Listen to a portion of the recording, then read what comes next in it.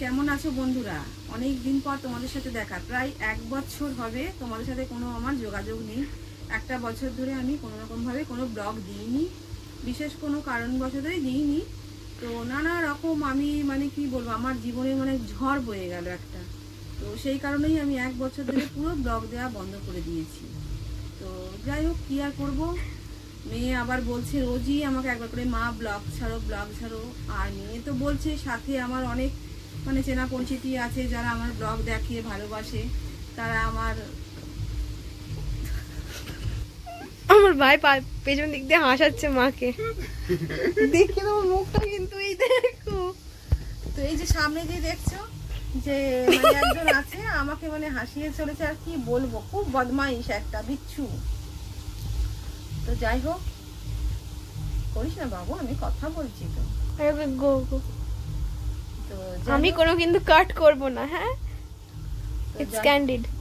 তো যাই হোক, তো তোমাদেরকে একটা কথা আমার বলার ছিল।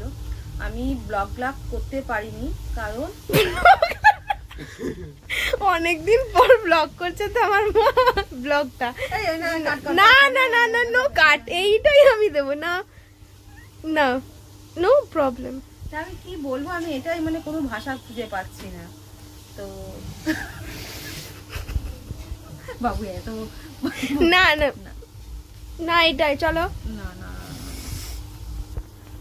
তো হাসছি, হাসির মধ্যেও এখন নিজেকে প্রস্তুত করতে হবে, একটু শক্ত হতে হবে। সেই জন্যই হাসিটা ওরা হাসানোর চেষ্টা করছে। হাসি কান্না সব নিয়েই তো জীবন। হাসি কান্না সত্যি সেটাই। তো এই গত একটা বছর ধরে আমরা শুধু কেঁদেই গেছি, আর এখনো সেই দুঃখটা আমাদের মধ্যে আছে। তো গত 2023 সালে হঠাৎ করে আমার বাবার খুব অসুস্থ হয়ে পড়ে, বাবা অসুস্থ হয়ে পড়ে। তো সেই অসুস্থতার তোমাদের কি বলবো, ঠিক এই গরমের টাইমটা শুরু হওয়ার মুখেই 2023 সালে। তো সেই সময় থেকে আমার বাবাকে নিয়ে আমরা খুবই ব্যস্ত হয়ে পড়েছিলাম। বাবা নানা রকম ইয়েতে অসুখে পড়ে গেছিল। তো যাই হোক, বাবার অপারেশন, তার মধ্যে নানা রকম সবকিছু হওয়ার পর হঠাৎ বাবার ধরা পড়লো, ক্যান্সার ধরা পড়লো। তো সেই ক্যান্সার ধরার পর থেকে তো আমরা সবাই ফুল ফ্যামিলি আমরা ভেঙে পড়েছিলাম। তো যাই হোক, আমরা ভেবেছিলাম যে ক্যান্সার ধরা পড়েছিল, ক্যান্সার তো সব মানুষেরই ধরা পড়ে, তো সে মানুষ অনেক দিনই তো বাঁচে, অনেকেই বাঁচে। তো আমাদেরও সেই আশাটুকু নিয়েই আমরা বাঁচছিলাম। তো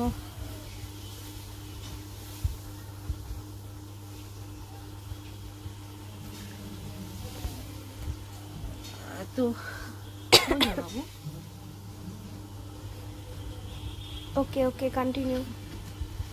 তো সেই আশাটা নিয়েই আমরা বাঁচছিলাম। তো বাবাকে আমরা সব দিকেই চিকিৎসা করেছি। বাবাকে আমার হাজবেন্ড বোম্বে অবধি নিয়ে গেছে, কলকাতা রাজারহাট যে টাটা মেমোরিয়াল হসপিটাল, নারায়ণা, নানা রকম হসপিটাল, নানা ডাক্তারখানা, যেখানে যে বলেছে আমরা সেখানেই নিয়ে গেছি। কিন্তু লাস্ট অবধি আমরা যখন বোম্বেতে নিয়ে গেছিলাম, বোম্বেতে চিকিৎসা হয়েছিল, বোম্বের ওখান থেকে বলে দিয়েছিল যে আমার বাবার হার্টের কন্ডিশন খুব খারাপ, কেমোটাও বাবা নিতে পারবে না।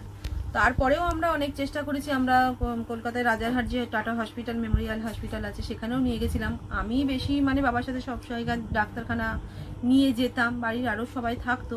তো যেহেতু বাবাকে আমি সব সময় ডাক্তারখানা নিয়ে গেছি, তো কি আর বলবো, সেই স্মৃতিগুলো আমি ভুলতে পারি না। তো আমি সব সময়তেই বাবার সাথে থাকতাম, আর এই সময়টা, এই গরমের সময়টাতেই নিয়ে যেতাম। তো এই সময়টা মনে পড়ছে। তো যাই হোক, এরকম করতে করতে একটা বছর আমাদের কেটে গেল। তো এই 2024 সালের জুন মাসে 15 তারিখে হঠাৎ করে বাবা মারা যায়। তো মারা যাওয়ার পর থেকে তো আমরা সবাই ভেঙেই পড়েছি বলতে গেলে। তো সেই সব কারণ নিয়ে আমি এত ব্যস্ত ছিলাম যে আমি কোনো ব্লগ দেওয়ার আমার ইচ্ছাটাই চলে গেছিলো, যে আমি কিছু করতেই আমার ভালো লাগতো না। তো সেই কারণেই আমি ব্লগ দিতাম না, একদম মন মানসিকতার দিক থেকে ভেঙে পড়েছিলাম। তো যাই হোক, তো মানুষকে তো সবকিছুর সাথে সাথে সবকিছু মানতে হবে, মেনে নিতে হবে, ভগবানের ঈশ্বরের যা ইচ্ছা সবকিছুই করতে হবে। তো সেটাই আমরাও করার চেষ্টা করছি। বাবাকে তো আর কোনোদিন আমরা ভুলতে পারবো না, বাবার আর তো যাই হোক, আমি আবার নতুন করে ব্লগ চালু করছি। আর আমরা বলে দিই আমাদের একটা নতুন সদস্য।